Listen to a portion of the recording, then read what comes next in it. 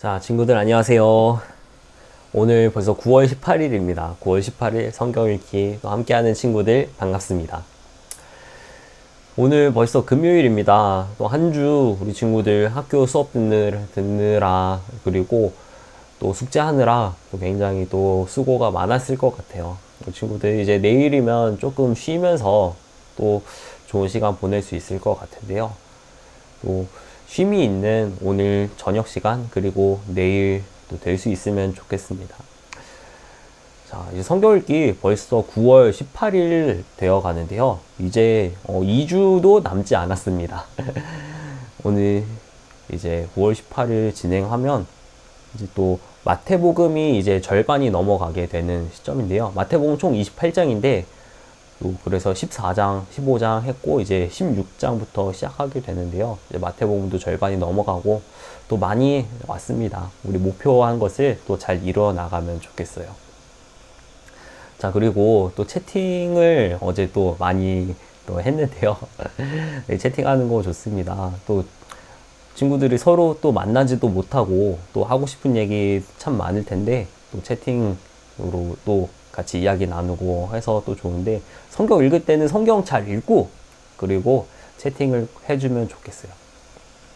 성경 읽을 때는 성경에 잘 집중해서 말씀을 잘 듣고 읽는 친구들 되면 좋겠습니다.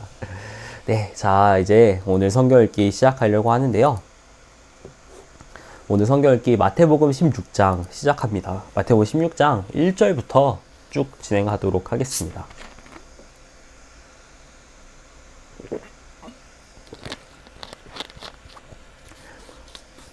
뒷광고 아닙니다. 자, 마태복음 16장부터 쭉 읽을게요. 자, 우리 같이 귀로 잘 들으면서 눈으로 잘 따라오면서 읽기 바랍니다. 바리새인과 사두개인들이 와서 예수를 시험하여 하늘로부터 오는 표적 보이기를 청하니, 예수께서 대답하여 이르시되 너희가 저녁에 하늘이 붉으면 날이 좋겠다 하고 아침에 하늘이 붉고 흐리면 오늘은 날이 굳겠다 하나니, 너희가 날씨는 분별할 줄 알면서 시대의 표적은 분별할 수 없느냐? 악하고 음란한 세대가 표적을 구하나 요나의 표적 밖에는 보여줄 표적이 없느니라 하시고 그들을 떠나가시니라. 자, 여기서 잠깐 설명해 줄게요. 여기서 예수님을 시험한 사람으로 바리새인과 사두개인들이 등장합니다. 바리새인은 우리가 잘 들어봤던 사람들이고요. 사두개인은 아마 조금 낯설 거예요. 바리새인은 바리새파라는 당시 유대교의 종파에 속한 사람들을 의미합니다. 그럼 사두개인들은 뭘까요? 네, 사두개파에 속한 그런 사람들을 말하는데요. 바리새파와 사두개파는 당시 유대교의 3대 종파 중에 하나라고 꼽히는 그런 이들이기도 했습니다. 사두개인들은요, 토라라고 불리는 율법, 그러니까 모세 오경만을 성경으로 인정하고 다른 것들은 인정하지 않았어요. 그래서 바리새인들이 엄격하게 지키는 규례 같은 것들, 장로들의 전통 이런 것들을 인정하지 않는 사람들이었어요. 반대로 바리새인들은 어떤 사람이죠? 굉장히 말씀을 철저하게 지키려고 하는 그런 사람들이었죠. 근데 그러다 보니까 성경 밖에 있는 것들을 지키려고 했던, 그래서 원래 말씀의 정신과는 벗어났던 그런 사람들을 의미했죠. 그런데요, 여러분, 바리새인과 사두개인들이 서로 친했을까요? 아니요, 전혀 사이가 좋지 않았습니다. 그런데 그럼에도 불구하고 예수님을 반대하기 위해서 함께 예수님을 시험한 것이죠. 예수님은 이에 대해서 요나의 표적밖에는 보여줄 것이 없다라고 말씀하시죠. 요나의 표적? 예수님이 말씀하신 요나의 표적 뭘까요? 네, 바로 예수님의 십자가 죽음과 부활을 의미합니다. 자, 계속 읽겠습니다. 5절. 제자들이 건너편으로 갈 때 떡 가져가기를 잊었더니 예수께서 이르시되 삼가 바리새인과 사두개인들의 누룩을 주의하라 하시니, 제자들이 서로 논의하여 이르되 우리가 떡을 가져오지 아니하였도다 하거늘, 예수께서 아시고 이르시되 믿음이 작은 자들아 어찌 떡이 없으므로 서로 논의하느냐?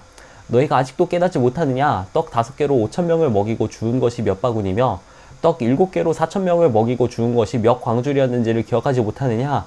어찌 내 말한 것이 떡의 관함이 아닌 줄을 깨닫지 못하느냐? 오직 바리새인과 사두개인들의 누룩을 주의하라 하시니, 그제서야 제자들이 떡에 누룩이 아니요 바리새인과 사두개인들의 교훈을 삼가라고 말씀하신 줄을 깨달으니라. 자, 5절부터 12절에서 예수님은 그때 제자들이 떡을 가지려고 가는 그런 상황에서 예수님은 그 앞에 있었던 사건에 이어서 바리새인과 사두개인들의 누룩을 주의하라 라고 말씀을 하세요. 누룩이 뭐죠? 그 빵에 들어가는 효모, 이스트, 그러니까 빵이 부풀도록 하는 그런 것을 이야기하는데요. 제자들이 빵을 구하러 가는 중에 예수님께서 그런 말씀을 하셨으니 빵에 관한 말씀을 하시는 건가? 라고 생각했던 것 같아요. 그런데요, 예수님께서 말씀하시는 바리새인과 사두개인들의 누룩은 예수님의 사역을 방해하는 것을 의미합니다. 예수님의 사역을 교활하게 저항하는 것을 의미해요. 자꾸 바리새인과 사두개인들이 예수님의 사역에 자꾸 딴지를 걸잖아요. 우리가 앞에서도 보았고 직전에도 봤지만요. 그러나 제자들은 처음에 그 뜻을 깨닫지 못하다가 예수님께서 다시 알려주십니다. 12절이 핵심이죠. 그제서야 제자들이 떡의 누룩이 아니요 바리새인과 사두개인의 교훈을 삼가라고 말씀하신 줄을 깨달으니라. 자, 그들의 교훈을 삼가라, 그들의 교훈을 조심해라 라고 말씀하신 것을 깨달았습니다. 네.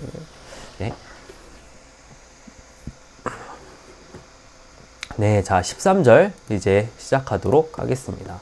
13절, 예수께서 빌립보 가이사랴 지방에 이르러 제자들에게 물어 이르시되 사람들이 인자를 누구라 하느냐? 이르되 더러는 세례 요한, 더러는 엘리야, 어떤 이는 예레미야나 선지자 중에 하나라 하나이다. 자, 예수님이 어떤 사람이냐라고 사람들이 말하는 것을 여쭤보셨는데요. 그래서 어떤 사람은 세례 요한, 엘리야, 예레미야 등 선지자 중에 하나입니다 라고, 선지자와 같은 분이라고 이야기를 했다고 하는 거예요.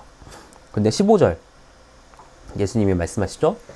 이르시되 너희는 나를 누구라 하느냐 라고 제자들에게 물어보십니다. 그래서 베드로가 이렇게 대답을 하죠. 16절, 시몬 베드로가 대답하여 이르되 주는 그리스도시요 살아계신 하나님의 아들이시니라. 예수께서 대답하여 이르시되 바요나 시몬아 내가 복이 있도다. 이를 내게 알게 한 이는 혈육이 아니요 하늘에 계신 내 아버지시니라. 또 내가 내게 이르노니 너는 베드로라. 내가 이 반석 위에 내 교회를 세우리니 음부의 권세가 이기지 못하리라. 내가 천국 열쇠를 내게 주리니 내가 땅에서 무엇이든지 매면 하늘에서도 매일 것이요 내가 땅에서 무엇이든지 풀면 하늘에서도 풀리리라 하시고, 이에 제자들에게 경고하사 자기가 그리스도인 것을 아무에게도 이르지 말라 하시니라. 자, 13절부터 20절은요 바로 베드로의 신앙 고백에 대해서 담고 있습니다. 시몬 베드로는 예수님이 어떤 분이시냐라는 그 질문에 대해서 이렇게 대답해요. 주는 그리스도시요 살아계신 하나님의 아들이십니다 라고 고백을 해요. 먼저 주인이라는 표현을 살펴보자면, 당시 유대에는, 이스라엘은 로마의 식민지였어요. 그래서 그 땅을 다 로마가 다스리고 있었죠. 당시 로마 황제 가이사, 우리가 세계사에서도 들어본 적 있는 시저 혹은 카이사르가 온 지중해 해역의 통치자였어요. 그래서 그곳에 살고 있는 로마 본토 사람이나 아니면 로마 식민지 사람이나 가이사가 주인이라는 것을 인정하지 않으면 그 목숨이 위태로웠어요. 이것은 우리가 신약성경 전반을 이해하는 데도 필요한데요. 우리가 신약성경 뒤에 요한계시록까지 또 보면 알 수 있지만, 예수님을 주님으로 믿고 시인하는 것이 얼마나 큰 결단인지를 우리가 알고 성경을 봐야 합니다. 예수님을 또한 그리스도와 하나님의 아들이라고 고백을 합니다. 그리스도는 기름 부음 받은 자라는 뜻인데 히브리어로는 메시아라고 합니다. 그리스도, 메시아 같은 말이에요, 서로. 고통을 받는 백성들을 구원하기 위해서 선택된 구원자를 의미합니다. 당시에 유대인들은요, 로마의 식민지로 있었던 이스라엘을 해방시켜줄 정치적인 메시아를 기다리고 있었어요. 하지만 예수님은 그러기 위해서 이 땅에 오신 것이 아니라 온 인류를 죄와 심판에서 해방시킬 영적인 구원자로 이 땅에 오셨어요. 그래서 하나님의 아들이라는 표현이 바로 이어서 나오는 건데, 이것은 죄의 문제를 해결해 주시는 분이라는 것을 강조하는 의미이기도 합니다. 자, 그 다음에 두 번째로 봐야 될 부분은요, 18절, 예수님께서 내가 이 반석 위에 내 교회를 세우리니 라고 말씀하셨는데요. 이것은 이것을 가지고 천주교에서는 베드로가 초대 교황이다 라고 주장하기도 해요. 그런데 실제로는 그렇지 않습니다. 예수님께서 이 반석 위에 교회를 세우겠다라고 말씀하신 것은 바로 베드로라는 사람이 아니라 베드로의 이 신앙 고백 위에 교회를 세우시겠다는 말씀이시죠. 주는 그리스도시요 살아계신 하나님의 아들이시니다 라는 이 고백을 바탕으로 교회를 세우신다는 말씀이죠. 그런데 자, 이제 계속 21절부터 읽도록 하겠습니다. 이때로부터 예수 그리스도께서 자기가 예루살렘에 올라가 장로들과 대제사장들과 서기관들에게 많은 고난을 받고 죽임을 당하고 제3일에 살아나야 할 것을 제자들에게 비로소 나타내시니, 베드로가 예수를 붙들고 항변하여 이르되 주여 그리 마옵소서, 이 일이 결코 주께 미치지 아니하리이다. 예수님이 이제 십자가에 달려 돌아가실 것을 예고하시는데 베드로가 깜짝 놀라면서 그러지 마옵소서, 이 일이 일어나지 않을 것입니다 라고 말하죠. 근데 23절에서 예수님은 이렇게 말씀하십니다. 예수께서 돌이키시며 베드로에게 이르시되 사탄아 내 뒤로 물러가라. 너는 나를 넘어지게 하는 자로다. 내가 하나님의 일을 생각하지 아니하고 도리어 사람의 일을 생각하는도다 하시고, 베드로를 조금 전에는 칭찬하셨는데, 베드로의 그 고백을 가지고 칭찬하셨는데, 이제는 베드로의 이 반응을 보고 꾸짖으시는 것을 볼 수 있죠. 24절, 이에 예수께서 제자들에게 이르시되 누구든지 나를 따라오려거는 자기를 부인하고 자기 십자가를 지고 나를 따를 것이니라. 누구든지 제 목숨을 구원하고자 하면 잃을 것이요 누구든지 나를 위하여 제 목숨을 잃으면 찾으리라. 사람이 만일 온 천하를 얻고도 제 목숨을 잃으면 무엇이 유익하리요? 사람이 무엇을 주고 제 목숨과 바꾸겠느냐? 인자가 아버지의 영광으로 그 천사들과 함께 오리니 그때 각 사람이 행한 대로 갚으리라. 진실로 너에게 이르노니 여기 서 있는 사람 중에 죽기 전에 인자가 그 왕권을 가지고 올 것을 볼 자들도 있느니라. 자, 16장 다 읽었는데 마저 설명할게요. 앞에서 베드로는 예수님에 대한 신앙 고백을 했죠. 근데 그것에 바로 이어서 예수님께서 죽으시고 부활하실 것을 말씀하셨어요.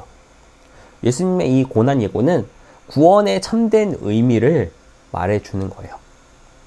베드로는 앞에 자신이 예수님께 한 말에 그 신앙 고백에 걸맞지 않게 행동하는데, 이것은 베드로가 그 예수님께서 이 땅에 오셨다는 그 참된 의미에 대해서 아직 잘 모르고 있었다는 것입니다. 성경을 쭉 보면 알 수 있지만 베드로는 이것에 대해서 조금씩 가면 갈수록 더 알아가게 됩니다. 17장 이제 읽도록 하겠습니다. 자, 여러분 사실은요, 16장 다 읽었는데 녹화 에러가 나서 지금 다시 찍고 있는 거예요, 여러분. 자, 그래도 열심히 잘 준비했으니까 여러분들 잘 따라오기 바랍니다. 17장 읽도록 하겠습니다. 엿새 후에 예수께서 베드로와 야고보와 그 형제 요한을 데리시고 따로 높은 산에 올라가셨더니 그들 앞에서 변형되사 그 얼굴이 해같이 빛나며 옷이 빛과 같이 휘어졌더라. 그때 모세와 엘리야가 예수와 더불어 말하는 것이 그들에게 보이거늘, 여러분, 모세와 엘리야가 예수님과 대화하고 있는 것을 제자들이 목격했다고 기록하고 있어요. 자, 모세와 엘리야는 훨씬 전에 죽은 인물인데 이게 무슨 일이지? 하고 제자들이 놀랐겠죠? 베드로가 예수께 여쭈어 이르되 주여 우리가 여기 있는 것이 좋사오니 만일 주께서 원하시면 내가 여기서 초막 셋을 짓되 하나는 주님을 위하여, 하나는 모세를 위하여, 하나는 엘리야를 위하여 하리라. 자, 초막 셋을 짓는데 거기에 있는 그 세 사람을 위해서 짓겠다라는 말을 해요. 근데 아마 베드로는 자기가 너무 그 상황에 당황해서 너무 놀라서 자기도 무슨 말 하고 있는지 아마 잘 몰랐을 것 같아요. 아마도. 그래서 이거는 성경을 보면서 그러니까 베드로도 제정신에 말한 것이 아닌 것 같다라는 것을 추측할 수가 있겠죠. 5절 말할 때 호련히 빛난 구름이 그들을 덮으며 구름 속에서 소리가 나서 이르시되 이는 내 사랑하는 아들이요 내 기뻐하는 자니 너희는 그의 말을 들으라 하시는지라. 자 여러분, 이는 내 사랑하는 아들이요 내 기뻐하는 자라 라고 하시는 말씀, 예수님께서 세례를 받으실 때 하늘로부터 들려왔던 목소리, 그 내용과 같습니다. 자 계속 읽을게요. 제자들이 듣고 엎드려 심히 두려워하니 예수께서 나와 그들에게 손을 대시며 이르시되 일어나라 두려워하지 말라 하시니 제자들이 눈을 들고 보매 오직 예수 외에는 아무도 보이지 아니하더라. 그들이 산에서 내려올 때 예수께서 명하여 이르시되 인자가 죽은 자 가운데서 살아나기 전에는 본 것을 아무에게도 이르지 말라 하시니 제자들이 물러 이르되 그러면 어찌하여 서기관들이 엘리야가 먼저 와야 하리라 하나이까. 예수께서 대답하여 이르시되 엘리야가 과연 먼저 와서 모든 일을 회복하리라. 내가 너희에게 말하노니 엘리야가 이미 왔으되 사람들이 알지 못하고 임의로 대화하였도다. 인자도 이와 같이 그들에게 고난을 받으리라 하시니 그제서야 제자들이 예수께서 말씀하신 것이 세례 요한인 줄을 깨달으니라. 자 엘리야 이야기가 또 나오는데요. 10절에서 엘리야가 먼저 와야 하리라 라고 그렇게 이야기한 거는 뭐냐면요, 구약 성경 맨 마지막에 있는 성경 뭐죠? 창세기, 출애굽기, 레위기 점점점 해서 구약 성경 제일 마지막에 있는 성경 뭐죠? 말라기죠. 말라기 4장 5절 6절에는 이렇게 기록이 되어 있습니다. 보라, 여호와의 크고 두려운 날이 이르기 전에 내가 선지자 엘리야를 너에게 보내리니 그가 아버지의 마음을 자녀에게로 돌이키게 하고 자녀들의 마음을 그들의 아버지께로 돌이키게 하리라. 돌이키지 아니하면 두렵건대 내가 와서 저주로 그 땅을 칠까 하노라 라고 기록되어 있는데요. 여기서 말하는 선지의 엘리야는 누구죠? 그러니까 엘리야는 이미 그 전에 죽었어요. 훨씬 전에 활동했고 엘리야는 이미 죽었어요. 여기서 말하는 그 엘리야는 누굴까요? 바로 세례 요한을 말합니다. 세례 요한이 이제 예수님께서 오실 것을 예비한다는 것, 이제 하나님 나라가 가까이 왔다라고 그렇게 선포하는 것을 의미합니다.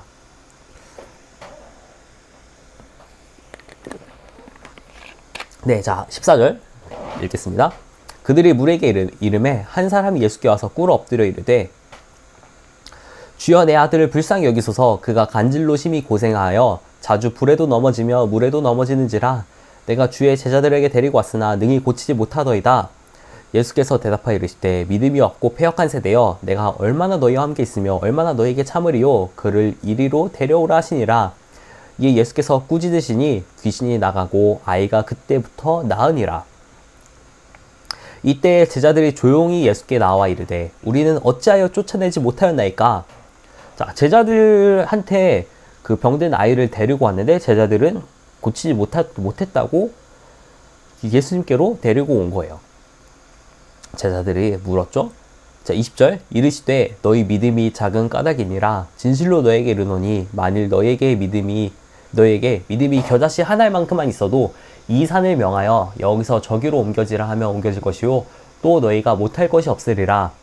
갈릴리에 모일 때에 예수께서 제자들에게 이르시되 인자가 장차 사람들의 손에 넘겨져 죽임을 당하고 제3일에 살아나리라 하시니 제자들이 매우 근심하니라.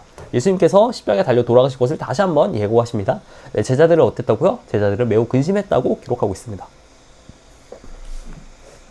네, 24절 가버나움에 이르니 반세를 받는 자들이 베드로에게 나와 이르되 너희 선생은 반세를 내지 아니하느냐.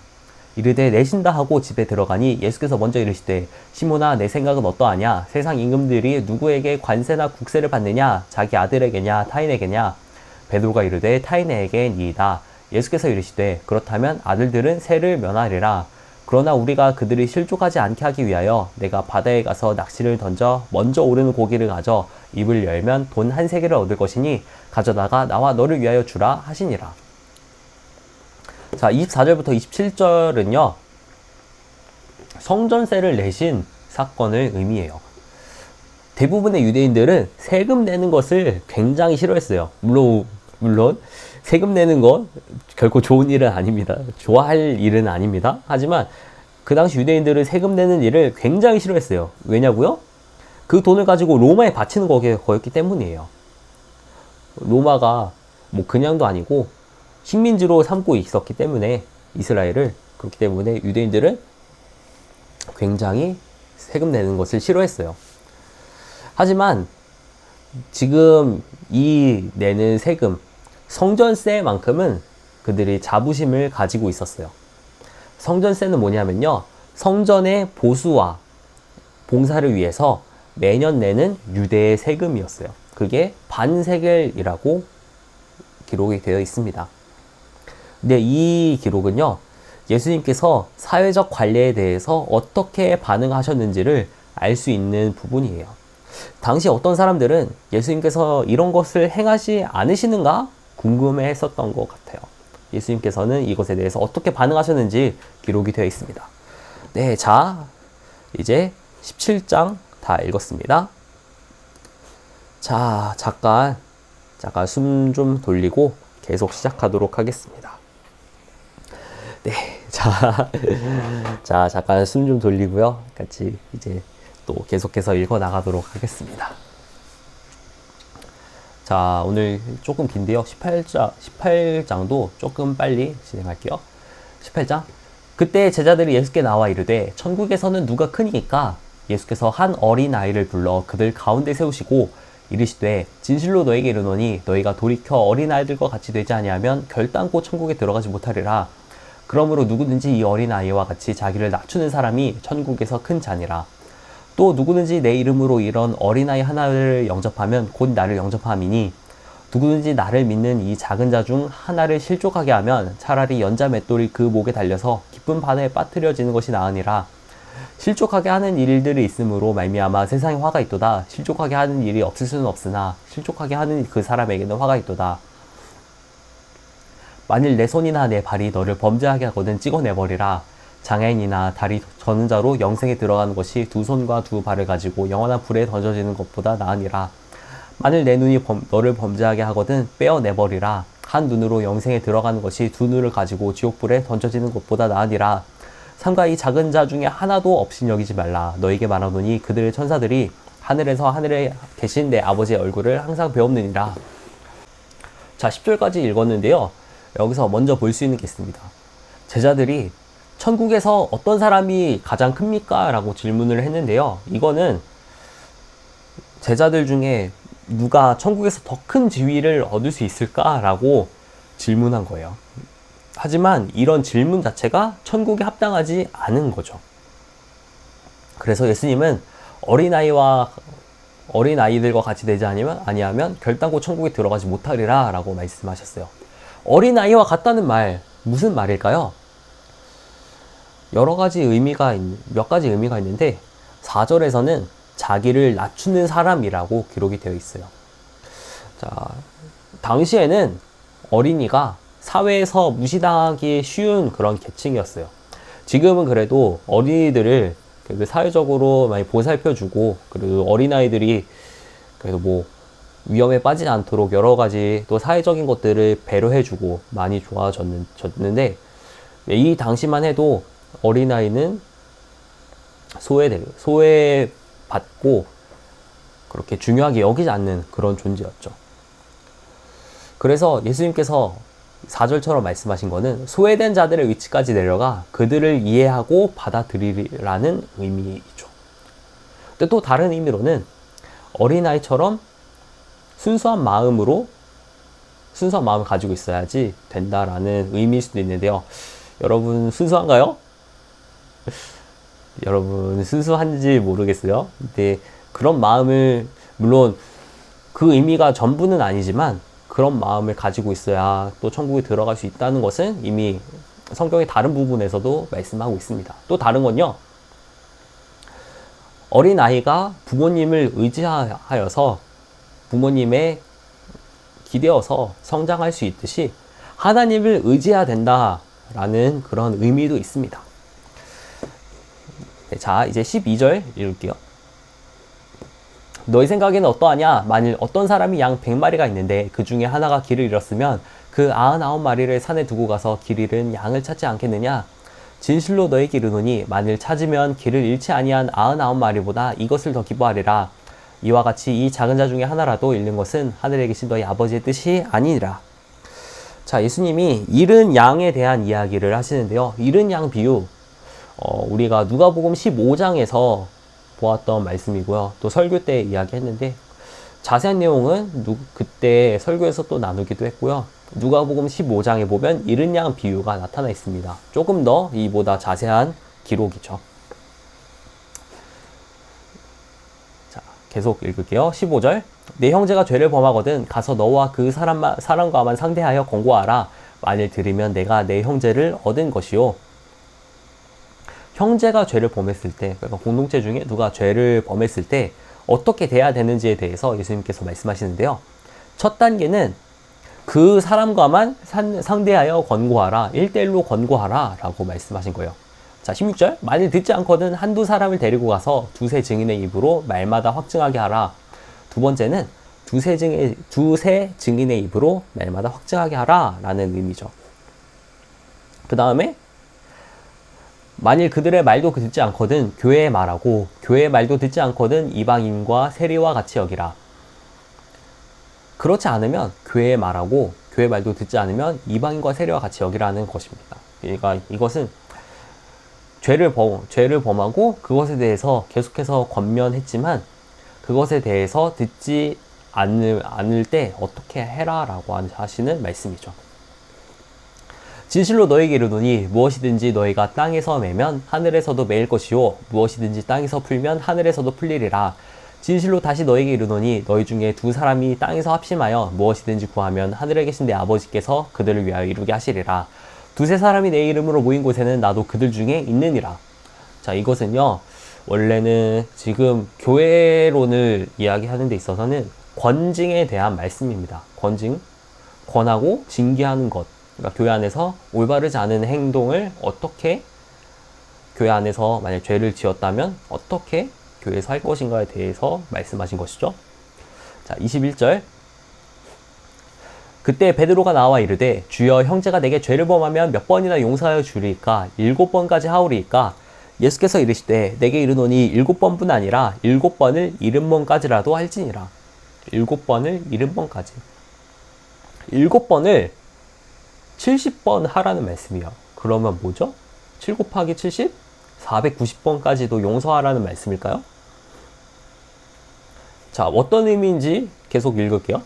그러므로 천국은 그 종들과 결산하려 하던 어떤 인구가 같으니 결산할 때에 10,000달란트 빚진 자 하나를 데려오매 갚을 것이 없는지라 주인이 명하여 그 몸과 아내와 자식들과 모든 소유를 다 팔아 갚게 하라 하니 그 종이 엎드려 절하며 이르되 내게 참으소서 다 갚으리이다 하거늘 그 종의 주인이 불쌍히 여겨 놓아 보내며 그 빚을 탕감하여 주었더니 그 종이 나가서 자기에게 100데나리온 빚진 동료 한 사람을 만나 붙들어 목을 잡고 이르되 빚을 갚으라 하매 그 동료가 엎드려 간구하여 이르되 나에게 참아주소서 갚으리이다 하되 허락하지 아니하고 이에 가서 그가 빚을 갚도록 옥에 가두거늘 그 동료들이 그것을 보고 몹시 딱하게 여겨 주인에게 가서 그 일을 다 알리니 이에 주인이 그를 불러다가 말하되 악한 종아 내가 빌기에 내가 내 빚을 전부 탕감하여 주었거늘 내가 너를 불쌍히 여김과 같이 너도 내 동료를 불쌍히 여김이 마땅하지 아니하냐 하고 주인이 노하여 그 빚을 다 갚도록 그를 옥졸들에게 넘기니라.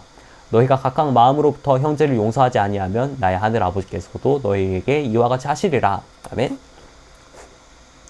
자, 여기서는요 우리가 알고 있는 용서할 줄 모르는 종 비유입니다.